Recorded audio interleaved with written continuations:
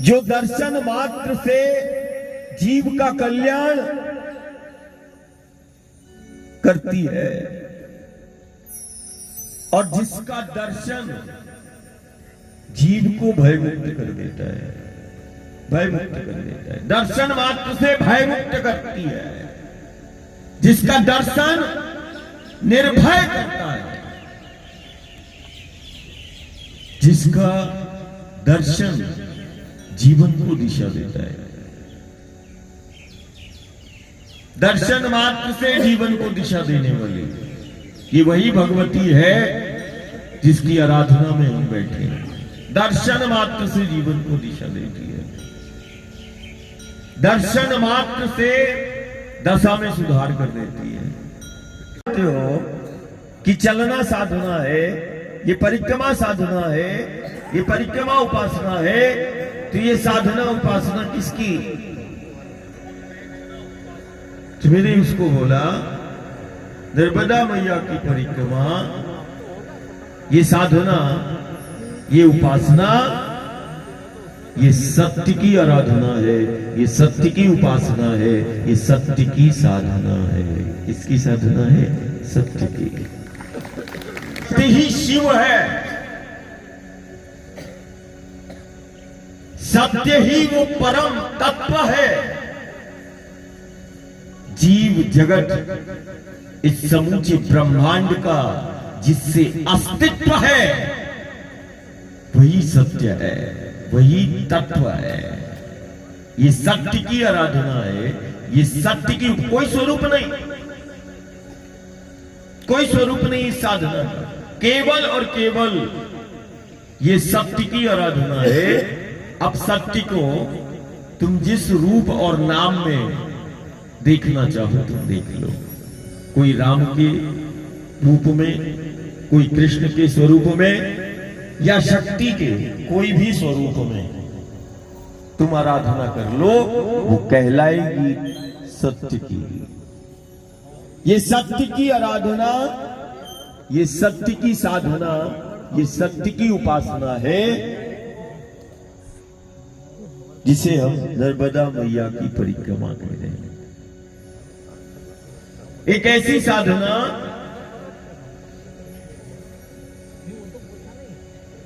जो जीवन को दिशा भी देती है और दशा में सुधार भी कर देती है, जहां मात्र चलना है। और हम रोज परिक्रमावासी से कहते हैं और तटवासी से भी कहते हैं, आनंद से चलना है, आनंद में रहना है और आनंद से ही मिलना है। किसी भी प्रकार की हो, कोई भी प्रकार का ध्यान साधना हो, क्या करेगा जी? मिलना है, मिलना है, साधना है ये। आनंद से चलना, आनंद से रहना और आनंद में ही मिलना। इस स्थिति परिस्थिति में आनंद से रहना है, आनंद से वंचित नहीं होना है। आनंद में रहना, आनंद में चलना और आनंद से ही एक दूसरे से मिलना, ये बहुत बड़ी उपासना है, बहुत बड़ी साधना है। असाधारण है मैया का पाठ। कोई यदि विघ्न बाधा आए, संकट आए, तो विघ्न बाधा और संकटों के निवारण के लिए अनेकों अनेक प्रकार के अनुष्ठान और विधि बताई गई, जप बताए गए। दुनिया में केवल एक नर्मदा का पथ है, रेवा का पथ है, जहां चलने मात्र से विघ्न बाधा और संकटों का निवारण हो जाता है। सिर्फ से जो चला है उसको वो मिला है। कोई परमात्मा के साक्षात्कार के लिए, कोई मोक्ष के लिए, कोई आनंद के लिए, कोई विघ्न बाधा और संकटों के निवारण के लिए, किसी भी भाव से जो चला है उसको माँ ने वो दिया है। जहां चलने मात्र से भिन्न बाधा और संकटों का निवारण हो जाता है।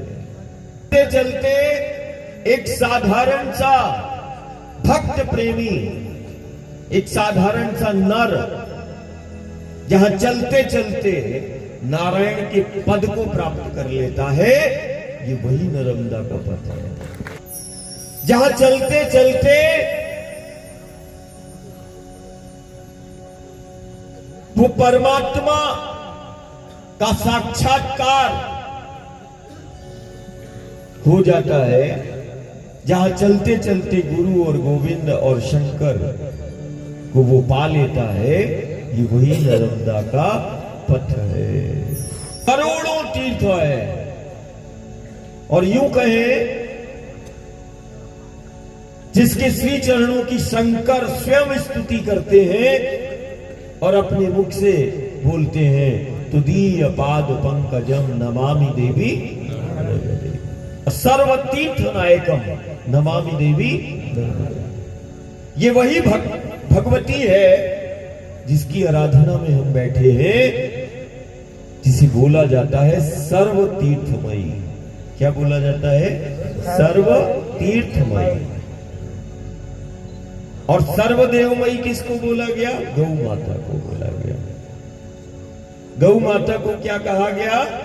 सर्वदेवमयी। यदि गौ का पूजन कर लिया, गौग्रास करा दिया, तो 33 कोटि देवताओं को भोग हो गया, गुरु गोविंद का भी मान हो गया। 33 कोटि देवता एक साथ तुमने पूज लिए और 33 कोटि देवता का मान कर लिया। जो गौ का मान करता है, जो गौ का ध्यान कर ले और जो गौ माता का पूजन कर ले, 33 कोटि देवताओं का पूजन हो गया। के ध्यान की महिमा है, सब तीर्थों का मान हो जाए।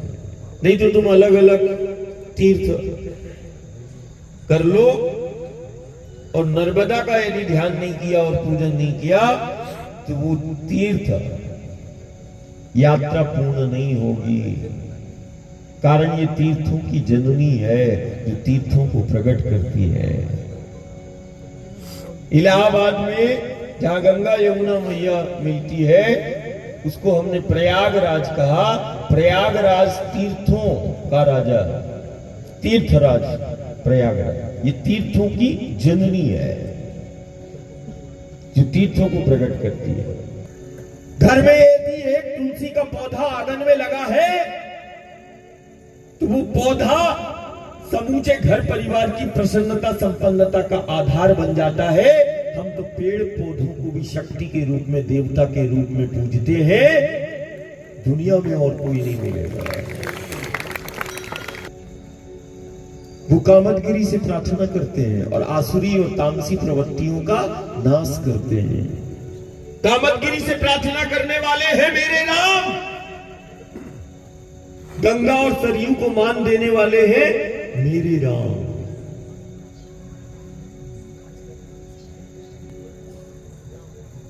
बोले कौन है? बोले मेरे राम है, मेरे राम है।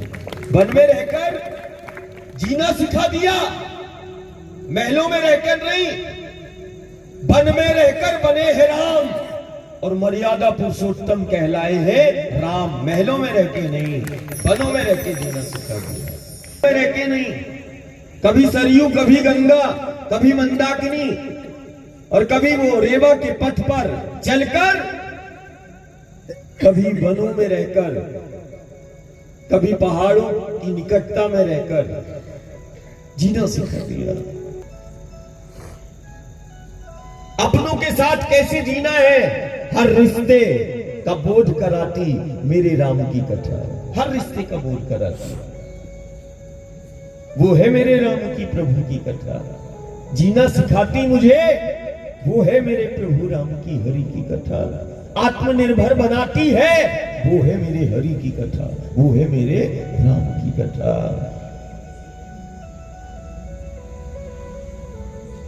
वो है मेरे हरि की कथा, राम की कथा, जो व्यक्तित्व का निर्माण करती है। जो मुझे समर्थवान बनाती है, वो है मेरे हरि की कथा, वो है मेरे पहचान दी है। निमाड़ को माटी ने पहचान दी है, और निमाड़ जो है माटी को पूजता है। क्या पूजता है? और सिर्फ निमाड़ ही नहीं, ये समूचा गांव, नगर, प्रांत, हमारा देश, हमारा राष्ट्र, हम माटी को, धरती को मां कहते हैं। हम धरती को, माटी को पूजते हैं, और इसी धरा के लिए वो अवतार होता है। ये चिंतन है, प्रवचन नहीं है। बहुत हरी कथा सुनी, बहुत राम की कथा सुनी। देखो तो वो गोवर्धन, वो पहाड़ों को अपना स्वरूप बता रहे हैं। वही तो है हमारे गोविंद। पहाड़ों को अपना स्वरूप बता दिया, पेड़ों को अपना स्वरूप बता दिया। पेड़ पहाड़ों से हमारी सुरक्षा है, पेड़ पहाड़ों में छिपी हमारी व्यवस्था है।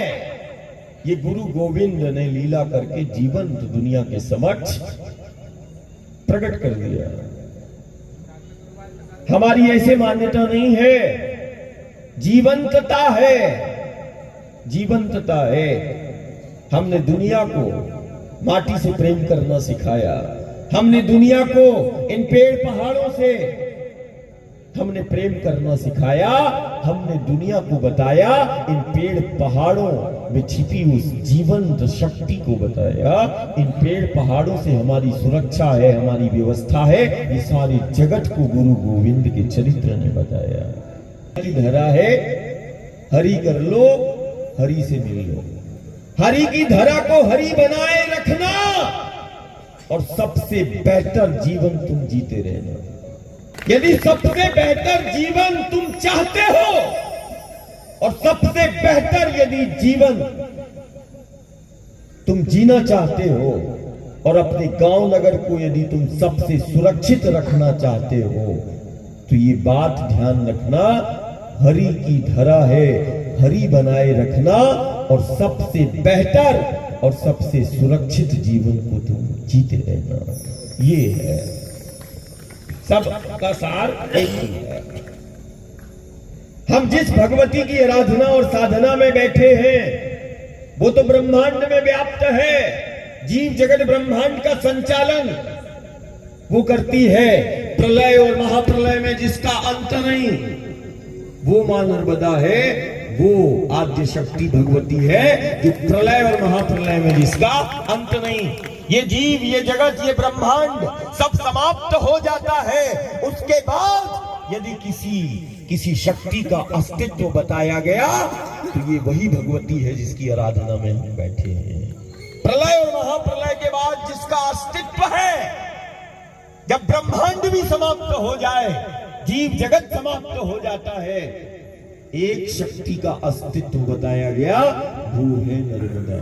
वो इस विराट ब्रह्मांड को किसने बनाया, और इस ब्रह्मांड की उत्पत्ति का वो पहला कण कहां से प्रकट हुआ होगा, ये अभी चिंतन चल रहा है दुनिया में, कि ब्रह्मांड की उत्पत्ति का पहला कण कहां से। ये वही भगवती है कि प्रलय और महाप्रलय में जब जीव जगत ब्रह्मांड समाप्त हो जाता है, तो यही भगवती है जो उस ब्रह्मांड की उत्पत्ति के पहले कण को प्रकट करती है। इतना विराट ब्रह्मांड बनाती है। से माता पिता संतान को जन्म देते हैं, जन्म देने के बाद बच्चे को वो छोड़ते नहीं, माता पिता बच्चे की सुरक्षा, व्यवस्था, आवास सबकी व्यवस्था करते हैं। ये वही भगवती है जो जीव को, जगत को, ब्रह्मांड को प्रकट करती है। और फिर एक और शोध का विषय है, चिंतन का विषय, धर्म के लिए, अध्यात्म के लिए, सबके लिए, ज्ञानी के लिए, विज्ञानी के लिए, सबके लिए। हमारा जीवन चक्रों पर स्थित है। आज नर्मदा मैया की परिक्रमा सब कर रहे।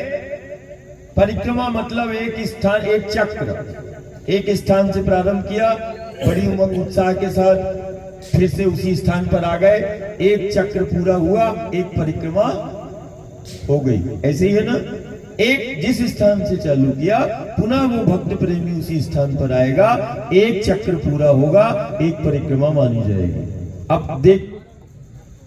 अब देखो हम अपने चक्र क्या बोला जाता है, जीवन चक्र। परिक्रमा समूचे ब्रह्मांड में चल रही, अणु से लेके परमाणु सब परिक्रमा में है। जिस दिन परिक्रमा ब्रह्मांड में समाप्त हो गई, सब महाप्रलय है, सब खत्म है। परिक्रमा मतलब इस बात की प्रमाणिकता है कि अणु से लेके परमाणु से लेके सब परिक्रमा कर रहे हैं। सूर्य है, पृथ्वी है, मंगल है, गुरु है, शनि है, सब एक दूसरे की परिक्रमा कर रहे हैं। एक चक्र है, एक साइकिल है, एक पहिया है, जैसे कुम्हार का वो पहिया होता, और उस पहिए में वो जीव जगत ब्रह्मांड ये सब स्थित है। ये वही भगवती है जो ब्रह्मांड की उत्पत्ति के उन कणों को प्रकट करती है। जीव जगत और ब्रह्मांड की उत्पत्ति इसी भगवती यही करती है, और फिर ये वही भगवती है जो चक्रों का निर्माण करती है, और फिर चक्रों में उस जीव को, जगत को, ब्रह्मांड को स्थित करती है। ये चक्रों की अधिष्ठात्री शक्ति है, ये वो शक्ति है। कहते ना, नर्मदा की ही परिक्रमा क्यों, नर्मदा की ही परिक्रमा क्यों करते? परिक्रमा क्या करती? हमारे जीवन से परिक्रमा का क्या संबंध है? हमारे जीवन से, हमारी व्यवस्था से, हमारे धर्म से, हमारे अध्यात्म से परिक्रमा का गहरा संबंध है। परिक्रमा का हमारे जीवन से क्या संबंध? परिक्रमा का धर्म और अध्यात्म से क्या संबंध? बड़ा गहरा संबंध है। ये परिक्रमा, नर्मदा की ही परिक्रमा क्यों? ये वही भगवती है जो चक्रों का निर्माण करती है। ये चक्रों की अधिष्ठात्री शक्ति है, जो चक्रों का निर्माण भी करती है और चक्रों का समन्वय और संतुलन भी बनाती है। नर्मदा मैया की परिक्रमा चक्रों का समन्वय और संतुलन को बनाती है, साइकिल को बैलेंस करती है। ये वो क्रिया शक्ति है। नर्मदा मैया की परिक्रमा चक्रों को जागृत करती है। चक्रों को जागृत करने और चक्रों को समन्वय और संतुलन के लिए न जाने कितनी ध्यान विधियां बताई। हजारों युगों से सबसे सहज साधना है चक्रों को जागृत करना है, या चक्रों का समन्वय संतुलन को यदि तुम्हें बनाना है तो केवल और केवल एक सहज महायोग है, वो है नर्मदा मैया की परिक्रमा। वो है परिक्रमा, चक्रों का समन्वय और संतुलन को भी बनाती है, चक्रों को जागृत भी करती है। ये वही भगवती है जो चक्रों का निर्माण भी करती है, और ये वही भगवती है जो चक्रों को गति भी प्रदान करती है। ये वही भगवती है जो गति, ब्रह्मांड में पहली गति किसने प्रकट की? अभी खोज जारी है। ये वही भगवती है जो ब्रह्मांड में, चक्रों में, अणु में, परमाणु में पहली गति को प्रकट करती है। ये वही भगवती है। तो कितना शोध का विषय हो गया? 3। ब्रह्मांड की उत्पत्ति का पहला कण ये वही महाशक्ति है जो प्रकट करती है। इतने बड़े ब्रह्मांड को चक्रों में स्थित करने वाली और चक्रों को चलाने वाली और चक्रों को गति देने वाली ये वही भगवती है। ये चक्रों की अधिष्ठात्री शक्ति है, और किसी दूसरे की परिक्रमा नहीं बताई गई। जगत विख्यात है नर्मदा मैया की परिक्रमा, कारण ये चक्रों का समन्वय और संतुलन को बनाती है। ये चक्रों की अधिष्ठात्री शक्ति है, ये चक्रों को जागृत करती है। और नर्मदा मैया की परिक्रमा देवत्व को प्रकट करती है, सिद्धत्व को प्रकट करती है, व्यक्तित्व का निर्माण करती है। ये वो साधना है जिस साधना में हम चल रहे हैं, परिक्रमावासी चल रहे हैं। और ध्यान देना, तटवासी भी बैठे हैं। जिस प्रकार गिरधारी को, गोपाल जी को, ठाकुर जी को ब्रजवासी प्रिय है और ब्रज की माटी प्रिय होती है। कृष्ण को ब्रजवासी और ब्रज की माटी अति प्रिय है। ठीक वैसे ही नर्मदा के तटवासी शंकर को अति प्रिय है। क्या है? यदि गोविंद को ब्रजवासी प्रिय है बताए गए और ब्रज की माटी प्रिय है, तो शंकर को नर्मदा के तट के वासी सबसे प्रिय है। इतना तुम्हारा मान है, जो शंकर को अति प्रिय लगते हैं वो नर्मदा के तट के वासी है। कितनी बड़ी बात है। बोले नर्मदा का तटवासी, और इतना प्रिय है तटवासी भी, और तट का इतना प्रेम हमारे पास शब्द नहीं, कि जिसका हर एक कंकर शंकर के रूप में पूजा जाता है। एक एक कंकर को शंकर, इतना पत्थर कंकर भी शंकर कहलाते हैं।